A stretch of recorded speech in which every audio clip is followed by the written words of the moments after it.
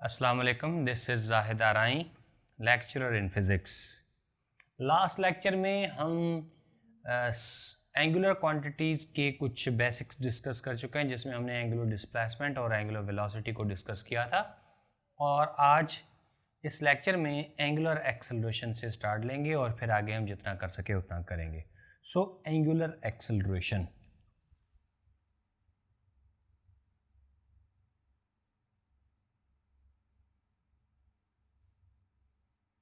Right.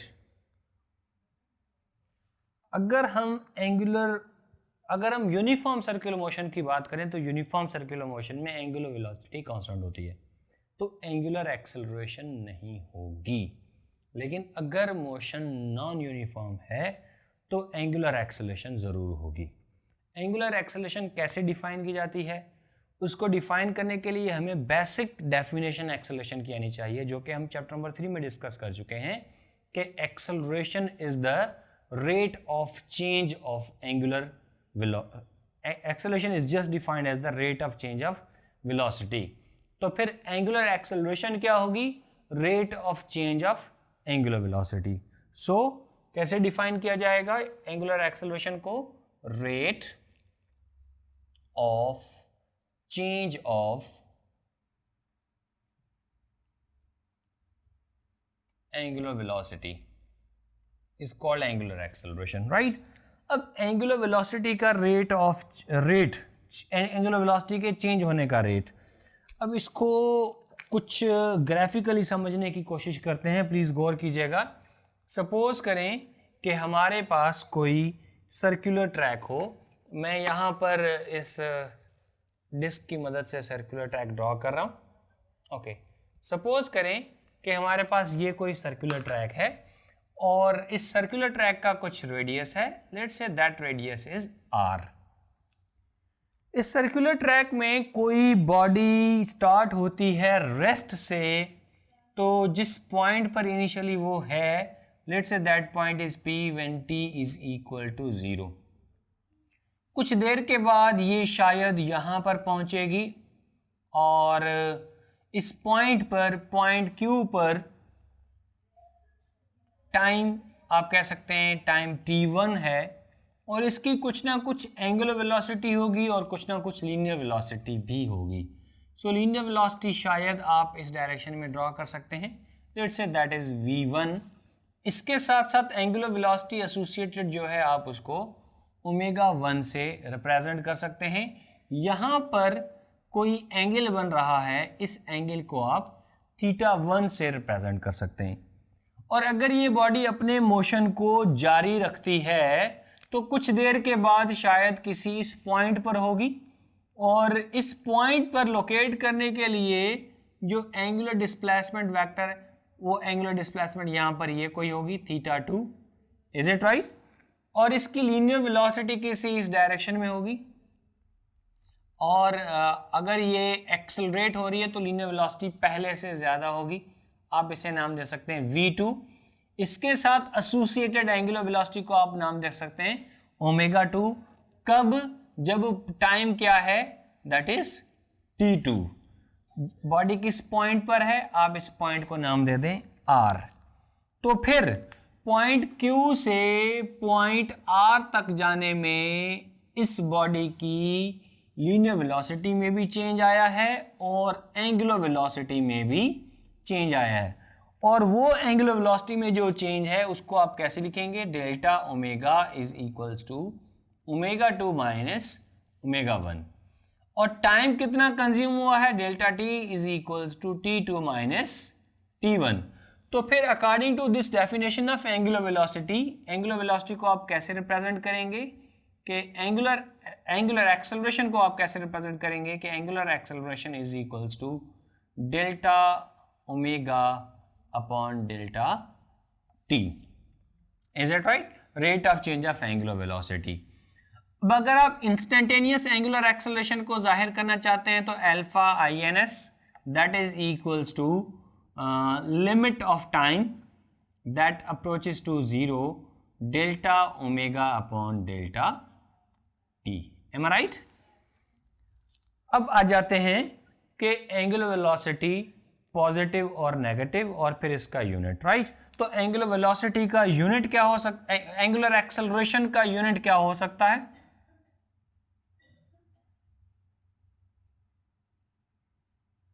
Unit बेटा angular acceleration हम alpha से रिप्रेजेंट कर रहे हैं, so alpha is equals to delta omega upon delta T. Omega का यूनिट होता है रेडियन पर सेकंड और टाइम का यूनिट क्या होता है? सेकंड। इसको सम अप किया जाएगा तो ये बन जाएगा radian per second square. This is the SI unit of what? Of alpha, that is angular acceleration. क्या इसके अलावा भी यूनिट्स हैं एंगुलर एक्सेलरेशन के? जी हाँ, बिल्कुल हैं। कौन कौन से आप कह सकते हैं जी? यूनिट्स हैं डिग्रीज पर सेकंड स्क्वायर, रेवोल्यूशंस पर सेकंड स्क्वायर, रेवोल्यूशंस पर मिनट स्क्वायर। ओके, अब इस पर एक छोटा सा एक एग्जाम्पल ले लेते हैं, छोटी सी, कि एंगुलर एक्सेलरेशन अगर आप कैलकुलेट करना चाहते हैं तो यूनिट की कन्वर्जन कैसे करेंगे। फॉर सपोज आप करने जा रहे हैं 1 रेवोल्यूशन पर सेकंड स्क्वायर। ये कितने रेडियंस पर सेकंड स्क्वायर के बराबर होगा? उसके लिए आपने याद रखना है 1 रेवोल्यूशन में कितने रेडियंस होते हैं? 2 पाई रेडियंस। तो 1 रेवोल्यूशन की जगह आप यहां पर क्या लिख सकते हैं? 2 pi radiance. So 1 revolution per second square is equals to 1 revolution contains 2 pi radians per, as it is, second square as it is. So 1 revolution contains how many radians per second square? 2 pi radians per second square. इसी तरह 1 revolution per minute square को कैसे convert करेंगे? Please गौर कीजिएगा यहां पर कि 1 revolution per minute square is equal to dash radian per second square. दो चीजें इसके लिए आपको याद रखनी है। एक तो एक रेवोल्यूशन में कितने रेडियंस हैं? 2 पाई रेडियंस। दूसरी चीज क्या याद रखनी है कि एक मिनट में कितने सेकंड्स हैं? 60 सेकंड्स। तो फिर 1 revolution upon minute square is equals to 1 revolution contains how many radians? 2 pi radians. और मिनट में कितने सेकंड्स होते हैं? 60 सेकंड्स एंड स्क्वायर। ओके, जब आप इसे सम अप करेंगे तो ये बन जाएगा 2 पाई रेडियन अपॉन 60 का स्क्वायर 3600 और second square. Is it right?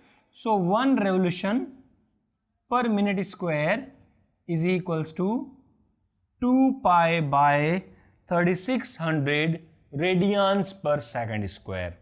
Okay, angular acceleration positive भी होती है और नेगेटिव भी होती है, वैसे ही जैसे चैप्टर 3 में पॉजिटिव एक्सेलरेशन और नेगेटिव एक्सेलरेशन को हम डिस्कस करके आ चुके हैं। पॉजिटिव एक्सेलरेशन कब? जब वेलोसिटी में चेंज पॉजिटिव हो, जब वेलोसिटी बढ़ रही हो। इसका मतलब ये कि एंगुलर एक्सेलरेशन पॉजिटिव कब होगी? जब एंगुलर वेलोसिटी बढ़ रही हो। एंगुलर एक्सेलरेशन नेगेटिव कब होगी? जब एंगुलर वेलोसिटी डिक्रीज हो रही हो। Is it right? So positive angular acceleration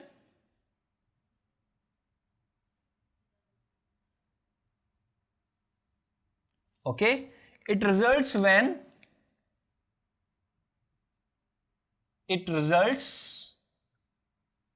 when angular velocity increases. It has same direction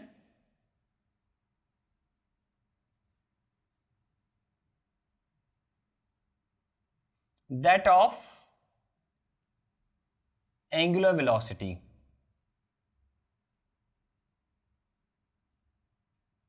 okay, ये कब हो सकता है? कब एंगुलर वेलोसिटी इंक्रीज हो रही होती है? मैंने आपको पिछले लेक्चर में फैन की एग्जांपल दी थी। जैसे हम स्विच ऑन करेंगे फैन घूमना शुरू होगा, स्पीड गेन करेगा, स्पीड गेन करेगा, लीनियर वेलोसिटी की मैग्नीट्यूड भी बढ़ेगी, एंगुलर वेलोसिटी की मैग्नीट्यूड भी वक्त के साथ साथ बढ़ेगी। ठीक है, एक वक्त आएगा जब बढ़ना रुक जाएगी, तब एंगुलर एक्सेलरेशन 0 हो जाएगी, लेकिन जब तक वो बढ़ रही है तब तक एंगुलर एक्सेलरेशन पॉजिटिव है और एंगुलर एक्सेलरेशन है। ओके, सो इसकी डायरेक्शन को जरा समझ लेते हैं। सपोज करें कि हमारे पास कोई व्हील है और वो व्हील यहां पर मैं एक हॉरिजॉन्टल व्हील ही ड्रॉ कर रहा हूं।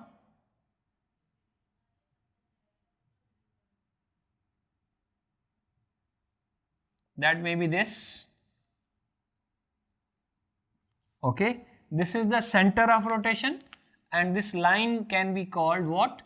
Axis of rotation. Okay, और अगर ये व्हील कुछ ऐसे टर्न कर रहा है, ओके, और यहां से ये इस तरफ जा रहा है, तो फिर एंगुलर एक्सेलरेशन की एंगुलर वेलोसिटी की डायरेक्शन क्या होगी? According to this rule it must be in upward direction. Angular velocity जो है ये अपवर्ड डायरेक्शन में होनी चाहिए। अगर ये पॉजिटिव एंगुलर वेलोसिटी में चेंज आ रही है, इसका मतलब एंगुलर वेलोसिटी अगर बढ़ रही है तो अल्फा जो होगा वो पॉजिटिव होगा और उसकी डायरेक्शन भी जो है वो भी उसी डायरेक्शन में होगी, if alpha is positive.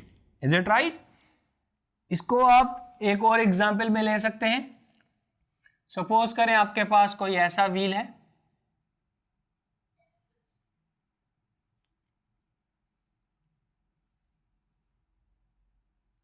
Okay, इस एक्सिस ऑफ रोटेशन पे ये टर्न कर रहा है, राइट? और अगर ये किसी इस डायरेक्शन में रोटेट कर रहा है तो फिर इसकी एंगुलर वेलोसिटी किस जानिब होगी? आप कहेंगे जी इसकी एंगुलर वेलोसिटी जो है ये एंगुलर वेलोसिटी इस डायरेक्शन में होगी, ओमेगा। एंगुलर एक्सेलरेशन किस डायरेक्शन में होगी? आप कहेंगे अगर एंगुलर एक्सेलरेशन पॉजिटिव है तो इसी डायरेक्शन में होगी। ओके, सो याद रखिएगा, angular acceleration is always directed along the angular velocity. Okay, और एंगुलर वेलोसिटी किस डायरेक्शन में होती है? Perpendicular to the plane of rotation and along the axis of rotation. अब नेगेटिव एंगुलर एक्सेलरेशन की बात कर लेते हैं। Negative angular acceleration,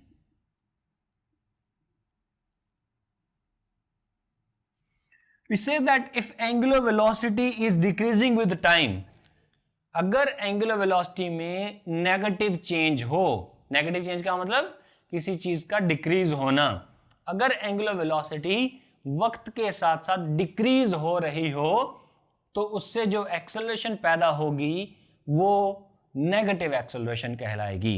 so we may say that it results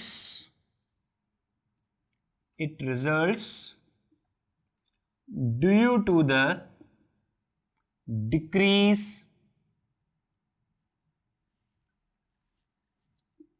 in angular velocity. Is it right? इसको angular retardation भी कह सकते हैं।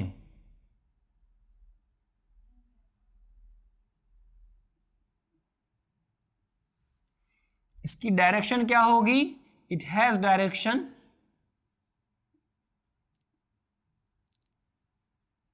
opposite to that of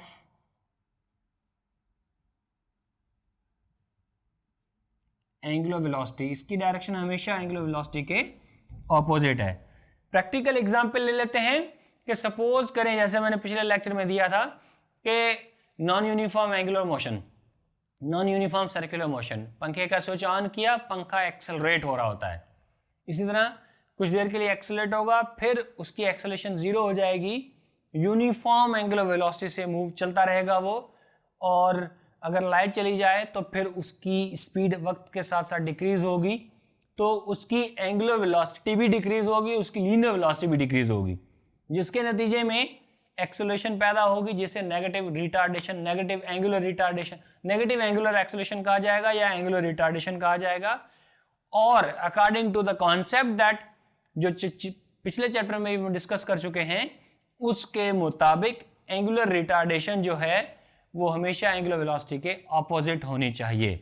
इसका मतलब ये हुआ कि अगर हमारे पास कोई ये ऐसा व्हील है और ये किसी इस डायरेक्शन में टर्न कर रहा है और ये हुआ इसका एक्सिस ऑफ रोटेशन, तो फिर इसके इस डायरेक्शन में टर्न होने की वजह से एंगुलर वेलोसिटी जो होगी वो तो अपवर्ड डायरेक्शन में होगी, लेकिन एंगुलर रिटार्डेशन जो है वो डाउनवर्ड डायरेक्शन में होगी।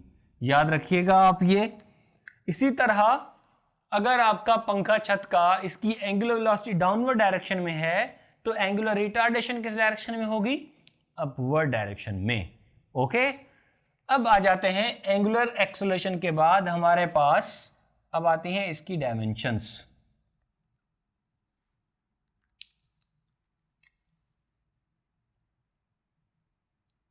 Dimensions of alpha. बेटा एल्फा का यूनिट याद रखें, क्या है? Radian per second square. Radian dimension less है, अपॉन सेकंड की डायमेंशन है T power 2, so it will be T power -2। ये इसकी डायमेंशन है। ओके, कुछ रह गया हो तो मुझे बताएं, डिस्कस कर लेते हैं। हमने एंगुलर एक्सेलरेशन का कॉन्सेप्ट डिस्कस कर लिया, मैग्नीट्यूड पॉजिटिव नेगेटिव हिसाब से दो टाइप्स डिस्कस कर ली, positive angular acceleration, negative angular acceleration, unit हो गया, यूनिट कन्वर्जन हो गई एंड डायमेंशंस हो गई। एंगुलर एक्सेलरेशन के बाद नेक्स्ट सेशन है relationships in between linear and angular quantities. Please इसको आप कैप्चर करें तो हम आगे बढ़ते हैं। Okay, so relationship in between linear and angular quantities discuss करते हैं, जिसके लिए मैं ये सर्किल जो है ये हमारे काम का, ये मैं ड्रॉ इरेज नहीं कर रहा, बाकी सब कुछ साफ कर देता हूं।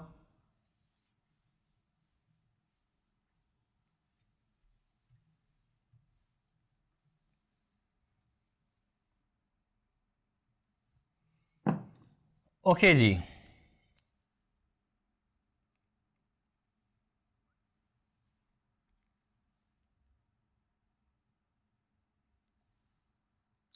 रिलेशनशिप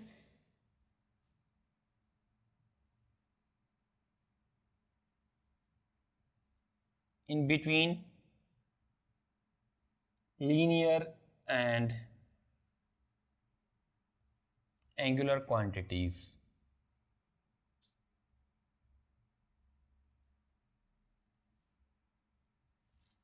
राइट, सबसे पहला रिलेशनशिप आता है डिस्प्लेसमेंट का।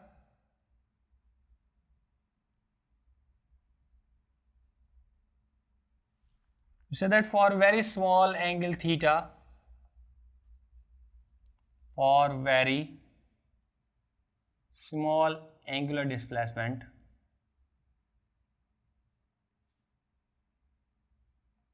theta, linear displacement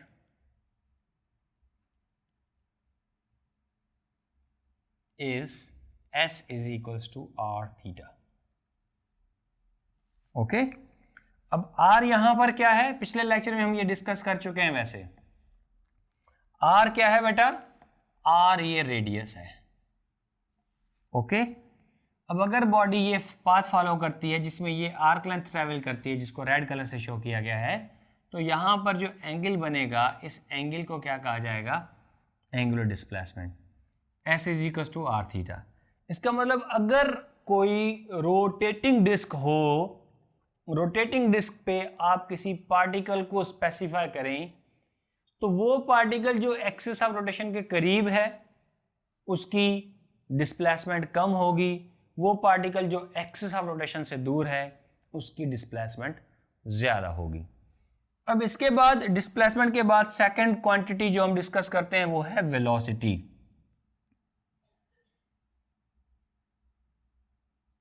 ओके, कहते हैं अगर इस एंगुलर डिस्प्लेसमेंट में चेंज आने से आर्क लेंथ में चेंज आए तो फिर क्या होगा? एंगुलर वेलोसिटी आप कैसे स्पेसिफाई कर सकते हैं? आप कहते हैं कि इफ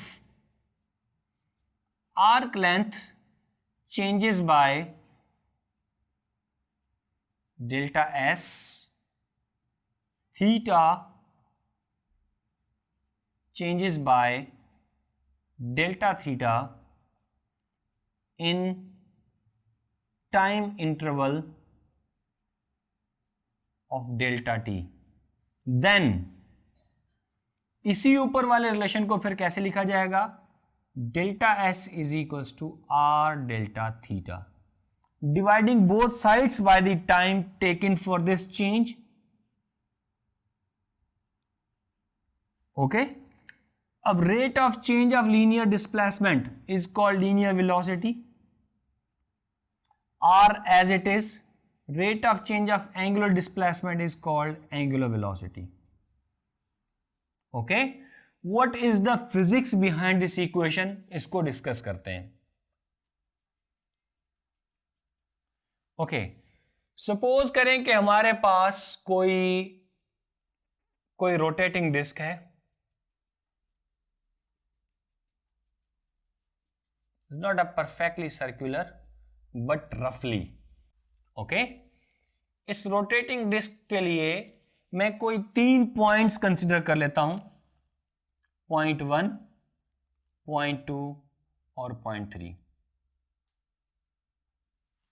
ओके, पॉइंट 1 किसी इस पाथ में घूमेगा, पॉइंट 2 किसी इस पाथ में घूमेगा. सर्किल परफेक्ट ना हो तो माफ कर दीजिएगा. और पॉइंट 3 जो है वो किसी इस पाथ में घूमेगा. तीनों पॉइंट्स बैक वक्त चल रहे होंगे और बैक वक्त अपनी सर्कुलेशन पूरी करेंगे. सबसे कम डिस्टेंस किस पॉइंट ने ट्रेवल किया? पॉइंट 1 ने. उससे ज्यादा 2 ने, उससे ज्यादा 3 ने. इसका मतलब यह हुआ कि पॉइंट 1 जो है उसकी लीनियर वेलोसिटी कम होगी, पॉइंट 2 की लीनियर वेलोसिटी ज्यादा होगी और पॉइंट 3 की लीनियर वेलोसिटी उससे भी ज्यादा, जिसको मैं ये 3 वेक्टर्स ड्रॉ करके स्पेसिफाई कर सकता हूं. पॉइंट 1 के लिए लीनियर वेलोसिटी अगर मैं इस छोटे वेक्टर से रिप्रेजेंट करूं तो पॉइंट 2 के लिए वो वेक्टर थोड़ा बड़ा होना चाहिए और पॉइंट 3 के लिए ये और बड़ा होना चाहिए. Okay, the points which are near the axis of rotation have smaller value of R. जो दूर है उसके लिए आर की वैल्यू ज्यादा. ओके, ब्लू के लिए ये मैं ब्लू यूज कर लेता हूं, ग्रीन के लिए ये ग्रीन यूज कर लेता हूं और रेड के लिए मैं ये रेड यूज कर लेता हूं. ओके, से ब्लू का रेडियस ये हुआ कम, ग्रीन का रेडियस थोड़ा ज्यादा हुआ और रेड का रेडियस जो है रेड का ये सबसे ज्यादा हुआ. Okay, so since v is equals to are omega, omega सबके लिए कांस्टेंट है. ओके, सेम टाइम में अपनी सर्कुलेशन पूरी कर रहे हैं, बार बार सेम टाइम में, ओमेगा सबके लिए सेम होगी. लेकिन आर की वैल्यू इन पॉइंट्स के लिए कम ज्यादा होने की वजह से v की वैल्यू इन पॉइंट्स के लिए कम होगी. तो आप कहेंगे those points which are near the axis of rotation, which are near the axis of rotation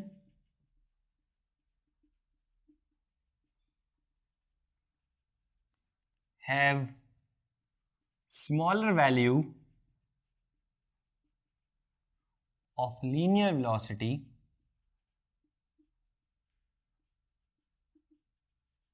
than those which are away from the axis of rotation on a rotating disk. Why? As v depends upon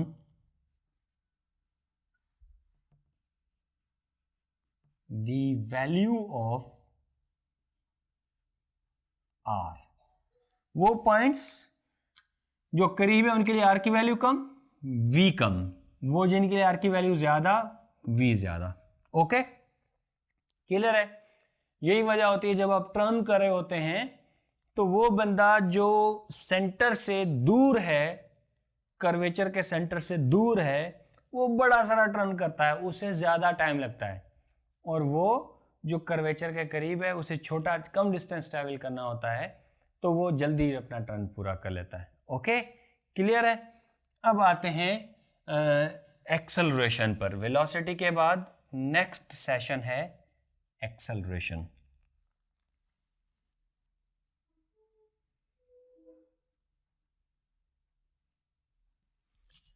okay, we have what? v is equals to are omega. फिर मैं यहां पर कह रहा हूं अगर v change हो, if v changes bye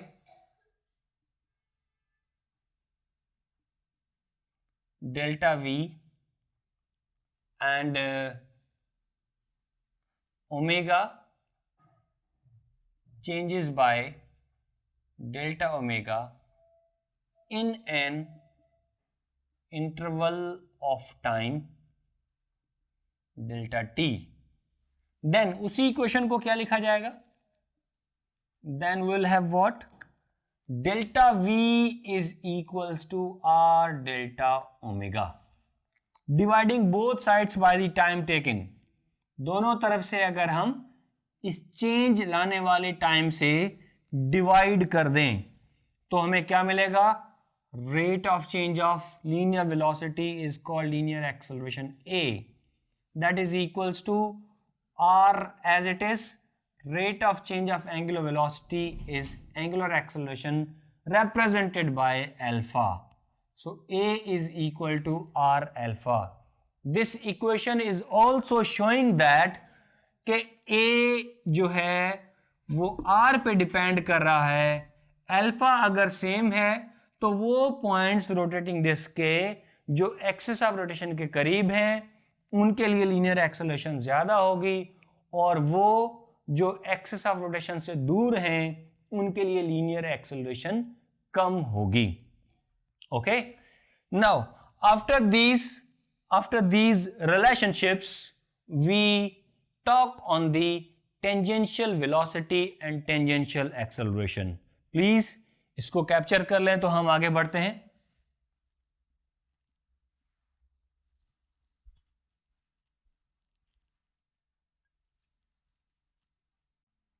So now tangential velocity and the tangential acceleration। So tangential velocity,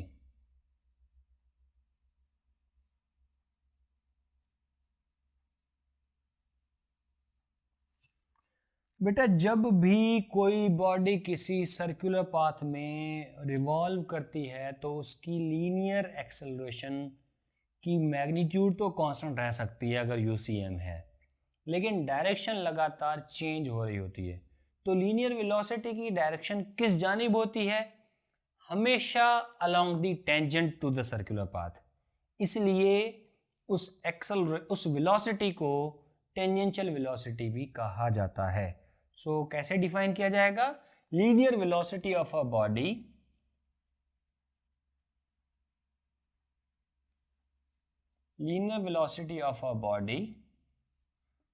moving in a circular path।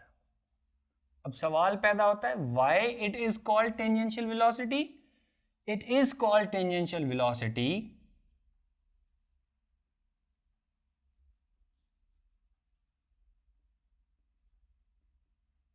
why? Because it has direction along the tangent to the circular path।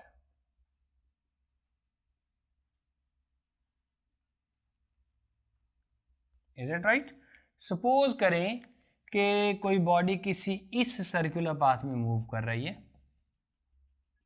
Okay, तो क्या होगा कि किसी इस point पर अगर ये counter clockwise revolve कर रही है तो इस पॉइंट पर इसकी वेलोसिटी की डायरेक्शन क्या होगी, किसी इस जानिब। Okay, and this line is the tangent to the circular path. Okay, और इस पॉइंट पर वेलोसिटी की डायरेक्शन क्या होगी, किसी इस जानिब। Okay, that is again tangent to the circular path. फिर हर पॉइंट पर चूंकि ये वेलोसिटी सर्कुलर पाथ के टेंजेंट के अलोंग होती है, इसलिए इस वेलोसिटी को क्या नाम दिया जाता है, टेंजेंशियल वेलोसिटी।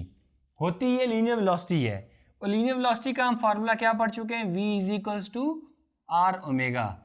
बट अगर आप इसे टेंजेंशियल रिप्रेजेंट करना चाहते हैं तो v t is equals to are omega. यह है इसकी सिंपल फॉर्म। अगर इसकी वेक्टोरियल फॉर्म हम जाहिर करना चाहते हैं तो वेक्टर फॉर्म क्या होगी कि v t vector is equals to r cross omega. यहां पर वी टी क्या है, टेंजेंशियल वेलोसिटी वेक्टर, आर क्या है, रेडियल वेक्टर, ओमेगा क्या है, angular velocity. Radial vector in the form of position vector है, एंगुलर वेलोसिटी हमारे पास ये है ओमेगा। ओके, तो यहां से पता ये भी चलता है कि लीनियर वेलोसिटी जो है या टेंजेंशियल वेलोसिटी, लीनियर और tangential velocity of a body moving in a circular track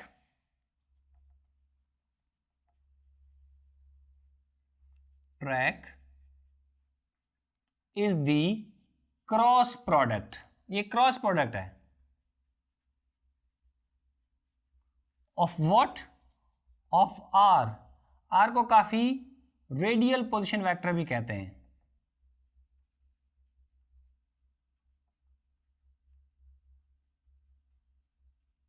and omega that is what, angular velocity.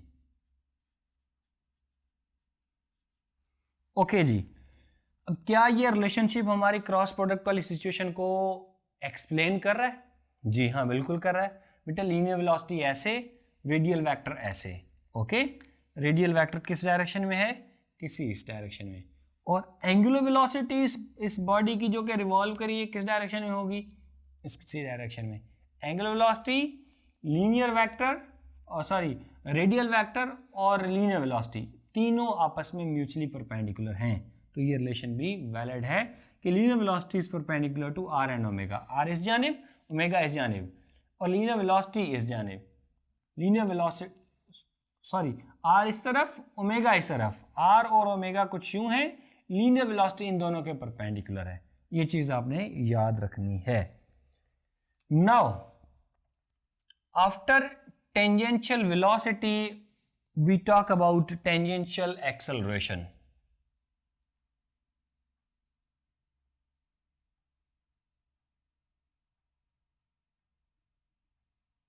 कहानी समझ गए होंगे। अगर लीनियर वेलोसिटी को टेंजेंशियल वेलोसिटी कहा जा सकता है तो वो बॉडी जो सर्कुलर पाथ में ट्रैवल कर रही है उसकी लीनियर एक्सेलरेशन को टेंजेंशियल एक्सेलरेशन कहा जा सकता है। So you may say that it is the linear acceleration of a body moving in a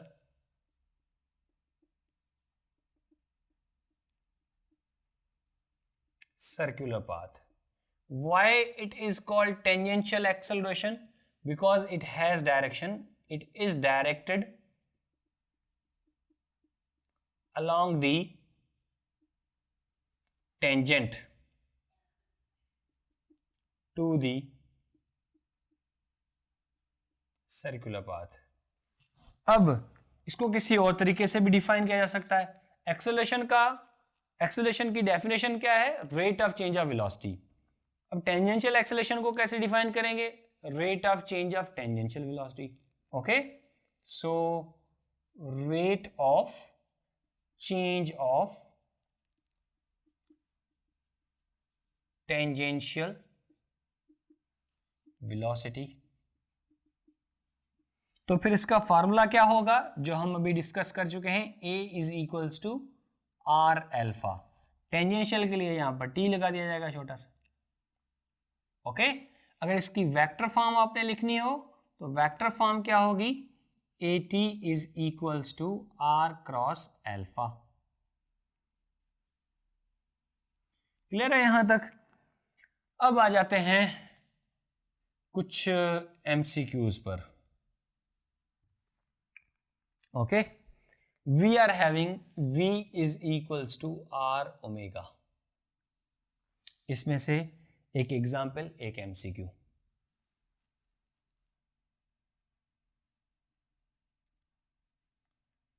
N object of mass 2 kg is made to revolve in a circular path of radius 5 meter at the rate of 15 radian per second. Find the magnitude of its linear speed. Choices हैं, A 3 meter per second, B 5 meter per second, C 75 meter per second, D 150 meter per second. So इनमें से कौन सी choice सही है बेटा? Solve करके देख लेते हैं। V is equals to are omega. R कितना है? 5, ओमेगा 15, 15 5 द 75। Very good. सो कौन सी चॉइस सही हुई? C choice. अगला सवाल आपके लिए होमवर्क है, MCQ. MCQ 1,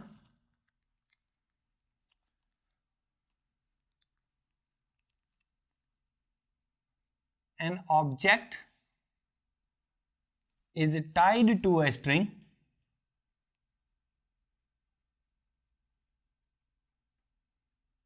of length 2 meters and width at the constant rate of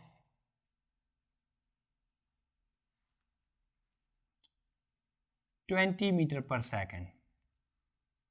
Find the magnitude of its angular velocity. Choices हैं आपके लिए।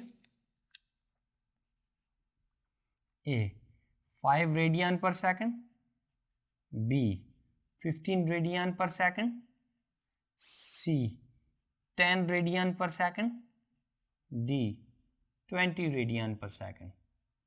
सो कौन सी चॉइस इसमें से सही है? प्लीज सॉल्व करें और कमेंट बॉक्स में कमेंट करें। बेटा इस सेशन में मुश्किल सवालात नहीं होते। आगे centripetal acceleration, time period, frequency से रिलेटेड कुछ चीज़ें हम और भी डिस्कस करेंगे और मजीद एमसीक्यूज भी डिस्कस करेंगे। प्लीज़ इसको कैप्चर करें तो हम आगे बढ़ते हैं। Done? So let's continue the game. Now the next session is about time period and frequency. Okay, तो टाइम पीरियड को डिफाइन करते हैं सबसे पहले कि टाइम पीरियड क्या होता है, फिर फ्रीक्वेंसी को डिफाइन कर लेंगे। टाइम पीरियड,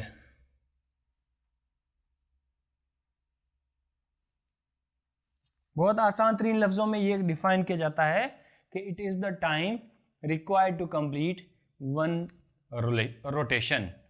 एक चक्कर पूरा करने में जो टाइम लगे उस टाइम को टाइम पीरियड कहा जाता है। Is the time required to complete one round trip of a circulating body। किसी सर्कुलेटिंग बॉडी को एक चक्कर पूरा करने में जो टाइम लगे उस टाइम को क्या कहा जाता है? Time period. एक चक्कर, एक रेवोल्यूशन पूरी करने में। टाइम पीरियड का फार्मूला एंगुलर वेलोसिटी की टर्म्स में कैसे आएगा? हमें पता है कि angular velocity is equal to theta upon t. Theta यहां पर कितना? 1 रेवोल्यूशन, एक चक्कर पूरा करने में। That is equal to how many radians? 2 pi radians. Time कितना पता नहीं, लेकिन जो भी टाइम है उसे क्या कहा जाएगा? टी। कैपिटल टी किसे शो करता है? टाइम पीरियड को। ओके, ये दोनों चीजें यहां पर पुट कर दें तो हमें ओमेगा किसके बराबर मिलेगा? 2 पाई बाय टी। यहां से टी को मालूम करना है तो टी हमें किसके बराबर मिलेगा? T is equal to 2 pi by omega. Okay, now इस पर एक एग्जाम्पल और एक एमसीक्यू। याद रखिएगा टाइम पीरियड है तो टाइम का यूनिट क्या होगा? सेकंड होगा। Example,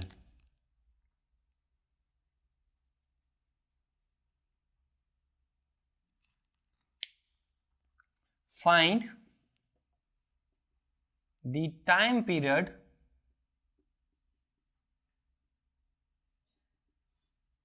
of a revolving body that makes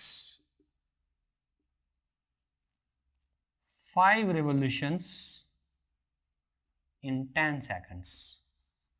choices हैं आपके पास। A 2 second, B 5 second, C 2.5 second and D 10 seconds. So इनमें से कौन सी चॉइस सही है? बेटा टाइम पीरियड को कैसे डिफाइन करते हैं कि एक रेवोल्यूशन को पूरी करने में जो टाइम लगे उसे कहा जाता है टाइम पीरियड। यहां पर कितनी रेवोल्यूशंस हैं? 5 रेवोल्यूशंस। कितना टाइम कंज्यूम हो रहा है? 10 सेकंड। 5 रेवोल्यूशंस के लिए अगर 10 सेकंड लग रहे हैं तो एक रेवोल्यूशन के लिए कितना टाइम लगा होगा? 2 सेकंड। सो कौन सी चॉइस है ये?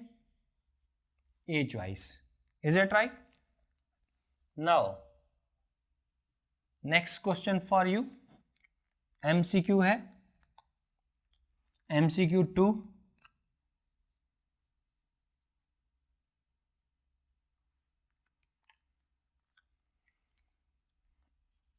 An object revolves in a circular track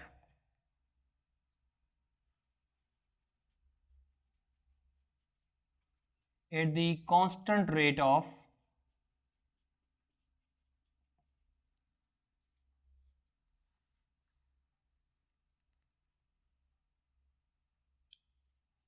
2 pi radians per second.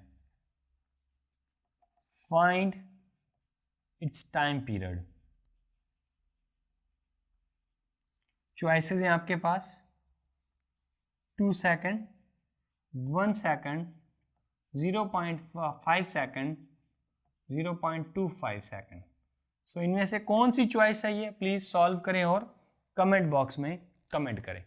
Time period के साथ साथ नेक्स्ट सेशन जो मोस्ट इंपॉर्टेंट है वो है फ्रीक्वेंसी।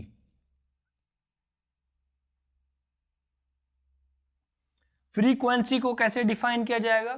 फ्रीक्वेंसी वर्ड निकला है फ्रीक्वेंट से, किसी चीज का फ्रीक्वेंट होना, रिपीट होना, बार बार रिपीट होना। तो हम फ्रीक्वेंसी को कैसे डिफाइन करते हैं कि कोई सर्कुलेटिंग बॉडी एक सेकंड में कितनी बार रिपीट हो रही है। That number of repetitions, that number of circulations made by a circulating body in 1 second is called frequency. So number of cycles per second, number of cycles per second, number of revolutions done by a revolving body in 1 second. Is called frequency. Definitely अगर frequency ज़्यादा है, बहुत तेज से body चक्कर काट रही है, तो एक चक्कर काटने में कम टाइम लगेगा। लेकिन अगर फ्रीक्वेंसी कम है तो बॉडी स्लो चक्कर लगाएगी और हर चक्कर का टाइम ज़्यादा होगा। इसका मतलब फ्रीक्वेंसी ज़्यादा है तो टाइम पीरियड कम, और अगर फ्रीक्वेंसी कम है तो टाइम पीरियड ज़्यादा। सो we may say that frequency and time period are reciprocal of one another. Frequency and time period are reciprocal to one another. That is f is equals to 1 upon t or t is equals to 1 upon f. Right, f is equals to 1 upon t. t हम already जानते हैं किसके बराबर है, 2 pi by omega. ये यहां पर put कर दें तो आपको f किसके बराबर मिला, f is equal to 1 upon 2 pi upon omega. So f हमें मिला ओमेगा अपॉन 2 पाई। या फिर यहां से अगर 2 पाई को उधर शिफ्ट कर दें तो ओमेगा किसके बराबर हुआ, 2 पाई f। अब गौर करें 2 भी नंबर है, पाई भी कांस्टेंट है, ये तो डायमेंशन लेस है। इसका मतलब ओमेगा की वही डायमेंशन होगी जो फ्रीक्वेंसी की होगी, जो कि हम पहले भी डिस्कस कर चुके हैं। ओके, अब आते हैं इस पर कोई एग्जाम्पल करने के लिए।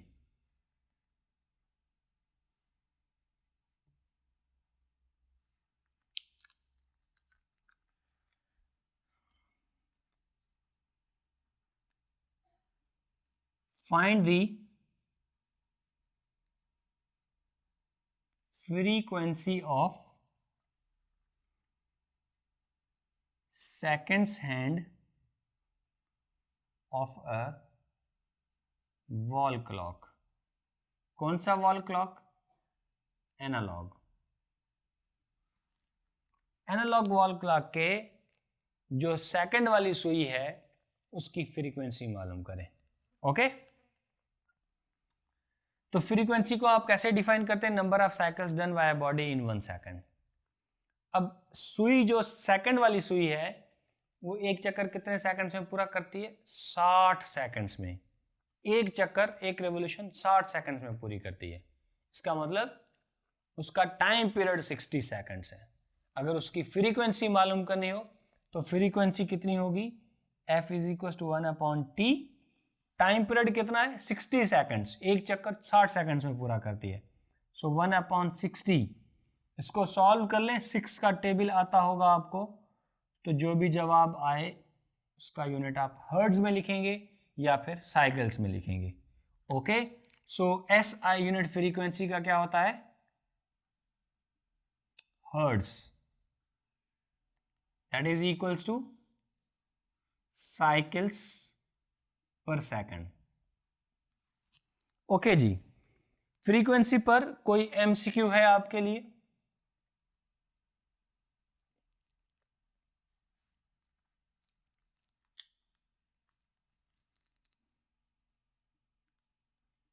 An object,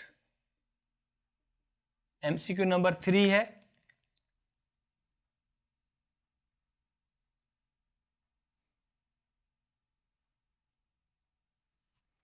An object revolves in a circle with constant angular velocity of 5 pi radian per second. Find its frequency. Okay, so choices आपके पास क्या है?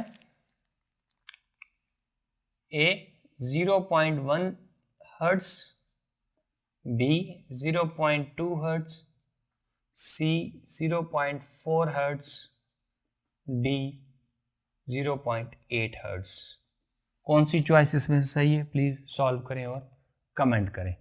Okay, so thank you so much. आज के लिए इतना ही। नेक्स्ट लेक्चर में हम इंशाल्लाह इस चैप्टर को वाइंड अप करेंगे। Thank you.